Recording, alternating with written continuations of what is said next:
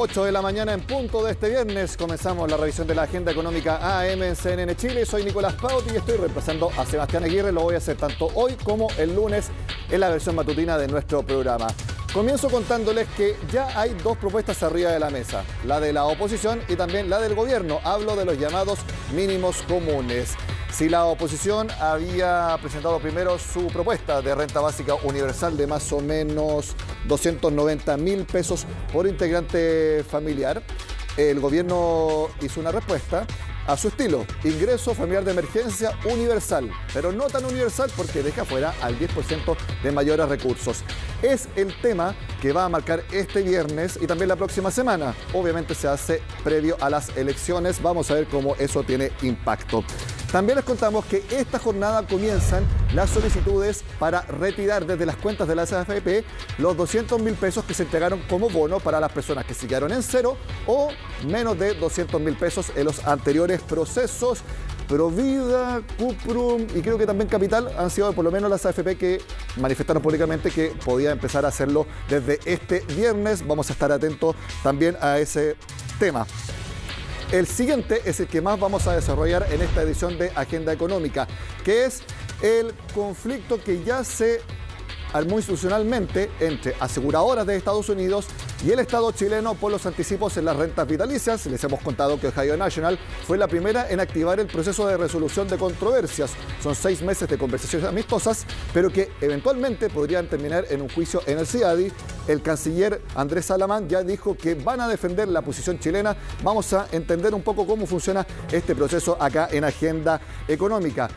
También les cuento que en el puerto de San Antonio ya hablan de récord en velocidad de descarga de autos nuevos. Se los contamos porque hay una verdadera disputa comunicacional entre el puerto de San Antonio y los importadores de autos, porque la ANAC, que representa a los importadores de autos, dice que se están demorando en tener stock para las personas, para los clientes, porque se demoran mucho los autos en descargarse en San Antonio. Por eso es que ahora bastante seguido, desde ese terminal portuario, dan cuenta de la velocidad récord de descarga de autos. Es una disputa comunicacional, pero que tiene una evidencia, que es la falta de stock que hay, tanto de autos nuevos como también, ojo, de autos usados. Finalmente, en el inicio de esta agenda económica, les quiero contar que el Banco Central mantuvo la tasa de interés en 0,5%. Eso no fue lo más importante al final de la reunión de política monetaria. Son los mensajes que dio. Uno, destacando la recuperación económica. También que el proceso de vacunación va a seguir impulsando la reactivación y que también las restricciones sanitarias, ya lo había dicho igual el Banco Central, las restricciones sanitarias, las últimas cuarentenas, no pegaron tanto en la actividad económica como sí sucedió el año pasado. Además, dan a entender que la tasa de interés podría subir antes de lo previsto. Es lo que se llama sesgo menos expansivo, el término técnico que usan en el Banco Central. Vamos ahora al primer elemento que les quiero mostrar más en detalle en Agenda Económica, que es esta disputa que les decía sobre los mínimos comunes. Hizo su propuesta esta semana la oposición y ayer hizo la suya el gobierno. Todo se va a resolver no solamente este viernes, sino que mucho más la próxima semana luego de las elecciones.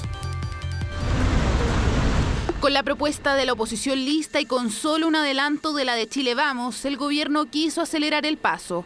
Así en La Moneda definieron sus ejes de los mínimos comunes, que serán detallados en los próximos días. Avanzaremos hacia un ingreso familiar de emergencia universal que llegue al 100% de las familias de registro social de hogares, donde excluiremos solamente al 10% de las familias de mayores ingresos de nuestro país. Ejes que también incluyen ayuda para las pymes, el sector salud y la reducción de las exenciones tributarias, medidas que recogen planteamientos de la oposición, pero que según reconocen en el gobierno se acercan más a Chile Vamos. Es un show mediático sobre las ayudas a la familia. No presentan una sola cifra, no son capaces de decir cuánto y cuánto. Entonces, me parece que la gobernabilidad del país no está en condiciones de resistir más estas frivolidades. Lo que hacen es ratificar que nuestra propuesta es la más realista de todas. Lo cierto es que del detalle de la propuesta oficialista poco se sabe y podría conocerse incluso la próxima semana. Retrasos que para cierta parte de la oposición dilatan otros debates. Aquí a algunos les da lo mismo demorarse 3 semanas, cuando efectivamente podrían en una semana sacar el royalty, sacar el impuesto a los súper ricos y tener la plata para efectivamente asegurar una renta básica universal de emergencia. Sospecho que el gobierno, en su ánimo permanente de andar regateando las ayudas hasta el último minuto, quiere evitar que este debate se dé antes de la elección para no seguir desfondando su base de apoyo. Pero según el gobierno, los resultados de las elecciones no condicionan ni en la oposición ni en el oficialismo el debate por los mínimos comunes. Yo no veo en eso ningún cálculo electoral. Yo creo que estamos todos mirándonos a los ojos y actuando de buena fe por los chilenos, las chilenas, cosas distintas que podamos llegar a exactamente las mismas medidas. Sería muy mezquino de nuestra parte, muy mezquino de la clase política pensar en que no vamos a llegar a un acuerdo respecto a lo que pueda pasar el domingo. Más de 10 días han pasado desde que las mesas del Senado y la Cámara llegaron a la moneda. 2 propuestas sobre la mesa y 4 ejes del Ejecutivo que serán detallados después de las elecciones.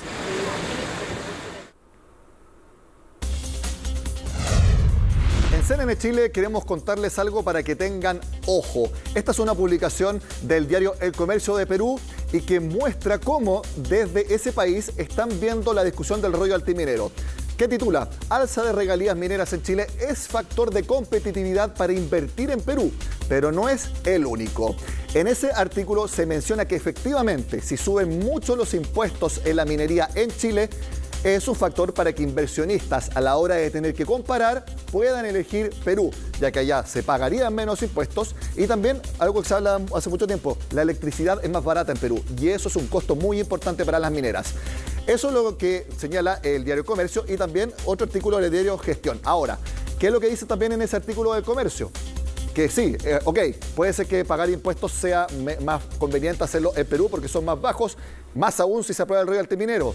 Pero también se señala ahí que hay que tener en cuenta el factor político. Y en ese sentido, Chile, incluso independiente de lo que pase en estas elecciones, sigue con mucha ventaja respecto de Perú. Lo sabemos todos, la inestabilidad política es prácticamente sinónimo de Perú en las últimas 3 o 4 décadas. Ese es el ojo con que queríamos contarles en Agenda Económica.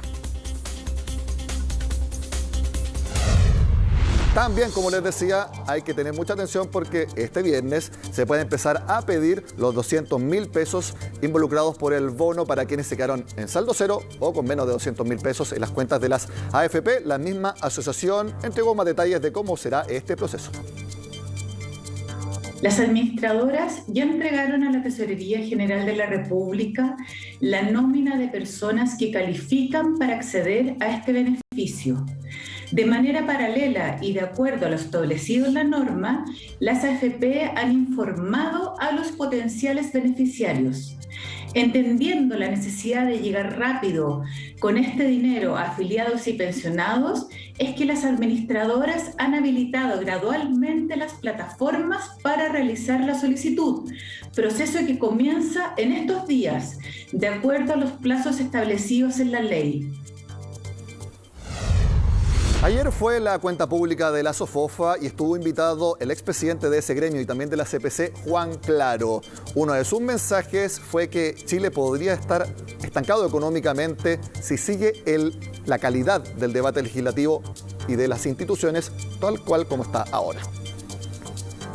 De imponerse un escenario donde tenemos este deterioro institucional con falta de capacidad y liderazgo del Poder Ejecutivo, con una especie de parlamentarismo de facto, con un sistema político tan atomizado, como se decía,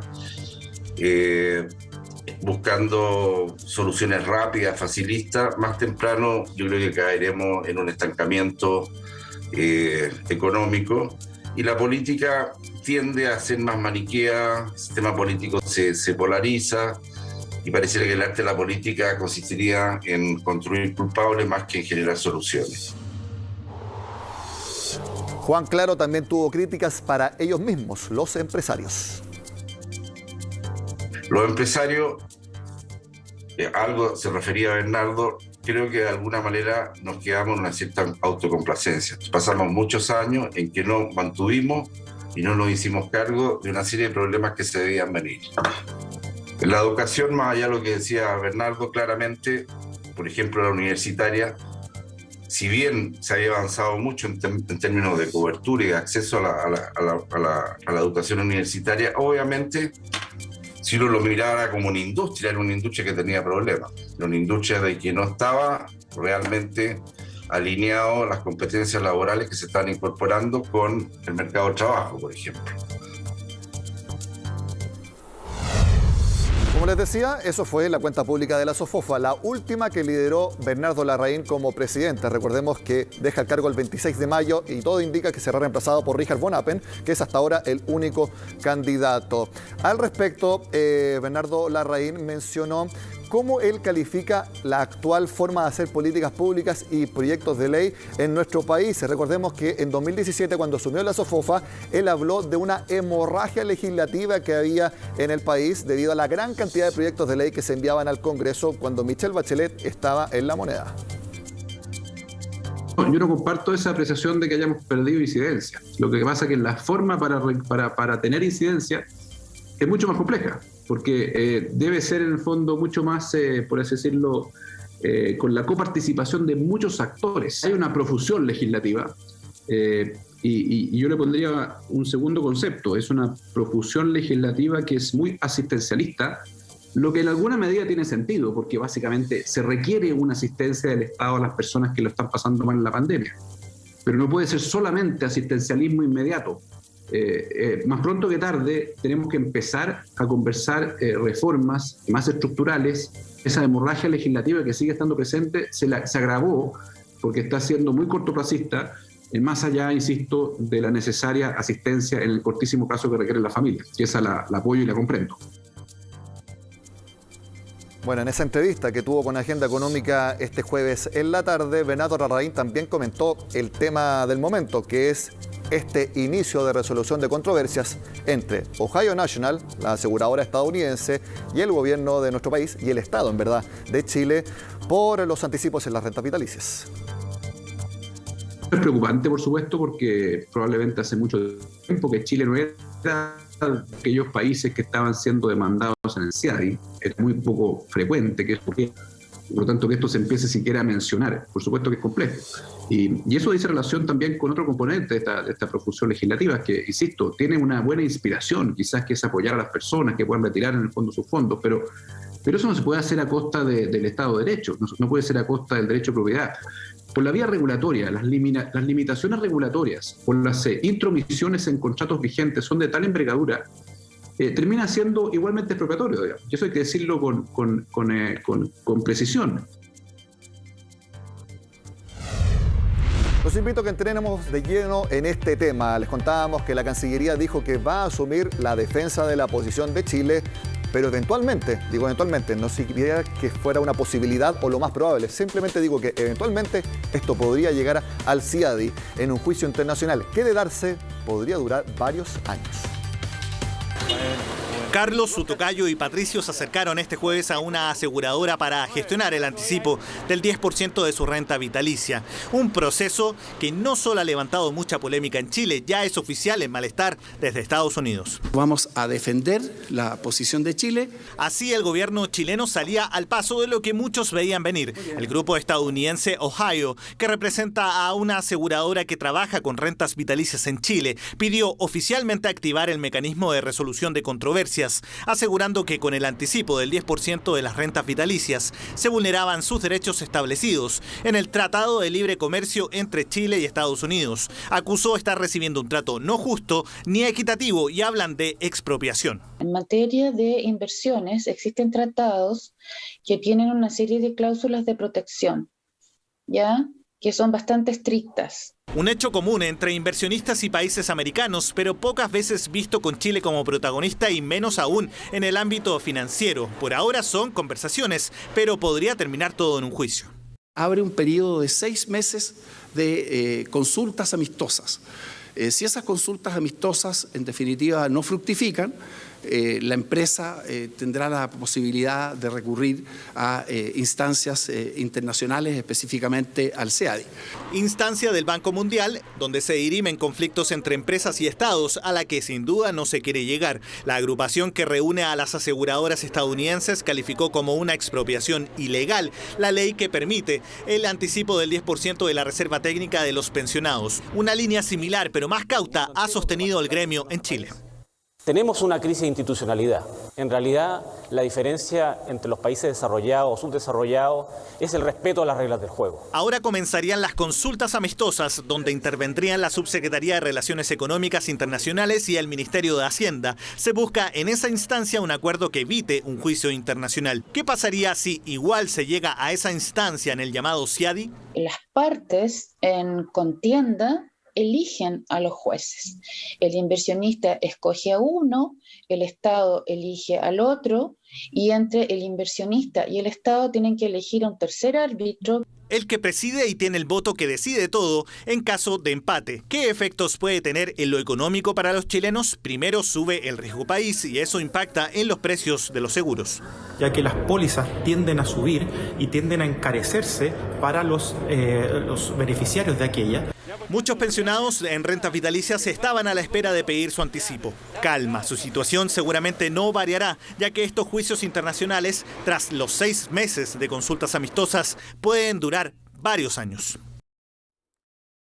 Hacemos la pausa y ya volvemos con más Agenda Económica AM acá en CNN Chile. Minerales y vitaminas más recomendado por los médicos en Chile.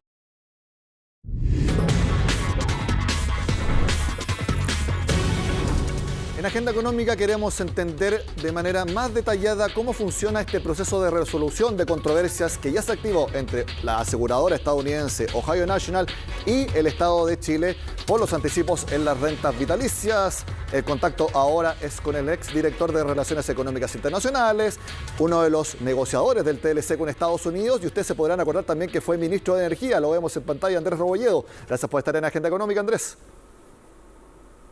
¿Cómo estás, Nicolás? Muy buenos días. Saludos a todos. Muy buenos días. Primero, ¿cuál es su opinión de que se haya activado esta resolución de controversia y que me parece que es primera vez que en el ámbito financiero se da este paso? Bueno, el último punto que tú dices es bien importante porque efectivamente, y eso es un elemento que hay que tener en consideración para el proceso, esto será una controversia que cae en el ámbito del capítulo de servicios financieros del Tratado de Libre Comercio entre Chile y Estados Unidos. Y eso tiene connotaciones técnicas bien importantes a la hora de las consideraciones que tendrán que eventualmente, si es que esto escala, tomar los árbitros, ¿no? Y la verdad, Nicolás, yo creo que está funcionando la institucionalidad. Los acuerdos de libre comercio tienen contemplado un mecanismo inversionista-Estado que por lo tanto permite utilizar cuando alguien estima que se ha contravenido alguna disposición.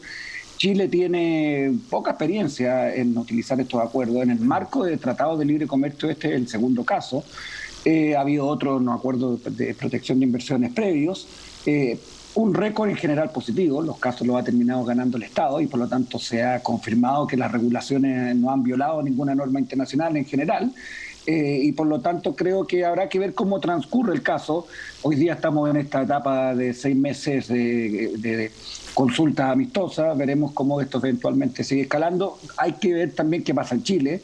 Yo creo que también eso es un elemento bien importante, sobre todo para el impacto económico que pueda tener en medidas como la que hoy día se controvierte y eventualmente otras.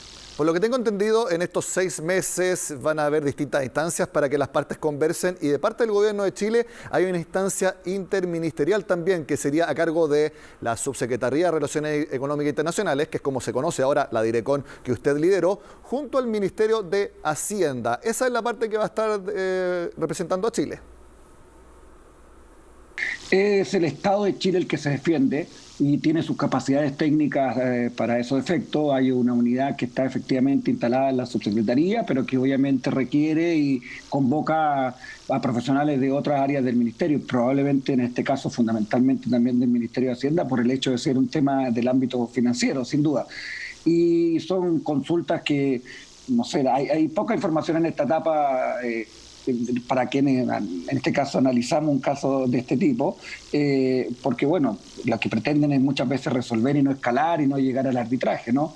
El punto es que hay 6 meses como mínimo, digamos, y luego de lo cual las partes, particularmente la empresa, tendrá que tomar la decisión si va y activa un mecanismo de arbitraje como puede ser el CIADI, que está contemplado en el acuerdo, o sigue conversando, que también es una posibilidad, porque en ese punto el otro plazo relevante es que hay en todo caso un máximo de 3 años hasta que la medida imputada se tomó, es decir, en este caso la renta vitalicia y la reforma constitucional del 10%, el inversionista tiene la posibilidad de invocar un mecanismo de este tipo hasta 3 años como máximo, por lo tanto, a partir de ahí ya no lo podría invocar. Y bueno, veremos qué pasa. Yo la verdad es que esperaría que ojalá no escalara y que pudiéramos resolver esto de manera amistosa. ¿Qué es lo que puede buscar como solución Ohio National? ¿Es que se le indemnice por lo sucedido? De hecho, una posibilidad. En ocasiones este tipo de casos terminan con ese tipo de soluciones. En otros casos directamente piden revocar la medida. En este caso esto es más difícil porque es una ley de carácter, además, de reforma constitucional, en un cuadro político, además de Chile, que todos conocemos, y que esto responde a una situación económica como consecuencia de la pandemia y medidas que probablemente se requieren de manera urgente. Eso es un elemento importante de contexto también. Este tipo de casos en organismos como el CIADI, en un contexto de pandemia, todavía no hay una jurisprudencia importante. Hay que ver, ese es un elemento que a lo mejor de alguna manera determina, si es que, insisto, se llega a esa etapa, determina la visión de los árbitros. Eso es bien relevante. Cuando los estados quedan cortos con la ayuda a la gente, a lo mejor ahí hay un elemento que está bien, el derecho, las normas son importantes, pero también hay elementos de este carácter que se tendrán que poner a prueba porque estamos viviendo una realidad distinta en ese sentido. Pero como digo, Nicolás, lo que al final las empresas quieren es que no haya impacto desde la perspectiva de sus propias evaluaciones en sus patrimonios económicos, en fin, y pueden pedir compensación u otras cosas, ¿no? Andrés, ¿y cómo ve usted la posición de Chile? Porque el canciller dijo que la van a defender, pero no me imagino cómo pueden ser también los argumentos de un gobierno que desde un principio estuvo en contra de los anticipos de las rentas vitalicias y cuyo ministro de Economía dijo esta semana que está de acuerdo con las aseguradoras de que lo que sucedió acá es una expropiación. Entonces, Ohio National sabe que al sentarse a la mesa tiene una contraparte que, representando a esta administración, está, no digo que de acuerdo con ellos, pero no totalmente en contra de lo que están reclamando. Bueno, lo primero que esa es una mala declaración, efectivamente, porque las partes que en este tipo de situaciones llevan antecedentes a los casos usualmente llevan declaraciones de autoridad de los países y por lo tanto, sin duda que entiendo que el ministro luego rectificó y bueno, eso podrá quedar ahí establecido, pero efectivamente ahora, respecto a lo que tú dices, yo creo que es un tema bien de fondo, ¿no? Porque al final una cosa es lo que el gobierno pueda valorar o no, o criticar en este caso respecto a las medidas y el retiro del 10%, y otra cosa defender los intereses del Estado, en este caso de nuestro país, ¿no? Y eso es un rol distinto en ese sentido, y quienes conducen las relaciones económicas internacionales tienen que asumir que ese es el rol, ¿no? Defender los intereses del país en ese sentido. Y creo que así es como lo ha dicho por lo demás el ministro Alamán. Ahora, el elemento fundamental en su momento, si es que, y repito, escalamos a un arbitraje, será cuál realmente es el perjuicio económico de estas medidas a las empresas que en este caso Ohio ha planteado que le podría significar en su patrimonio. Y eso lo digo porque en este caso, en el retiro del 10% de la vitalicia, eso está por verse todavía. En el sentido de que efectivamente, por ejemplo, quienes hoy día tengan renta vitalicia pueden sacar el 10% de su reserva técnica, pero también la empresa, la compañía de seguro, va a poder descontarle de las jubilaciones siguientes en el futuro y por lo tanto de alguna manera eso también compensa ese daño inicial económico y de alguna forma quizás más bien hay un impacto de liquidez en el tiempo.